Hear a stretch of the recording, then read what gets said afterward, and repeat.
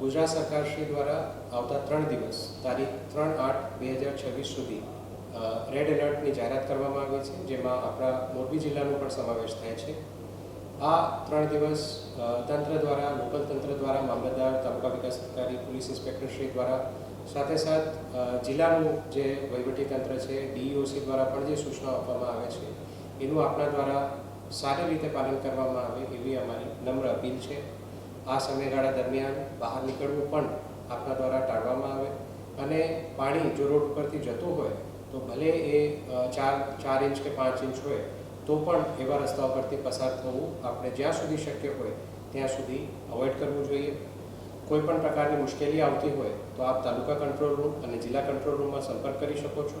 ત્યાં 24 કલાક અમારી ટીમનું ડિપ્લોયમેન્ટ છે, જે આપની કોઈ પણ ફરિયાદ હોય તો એના ત્વરિત રિસ્પોન્સ માટે કામ કરશે. સોશિયલ મીડિયામાં ફેલાતી ઘણી બધી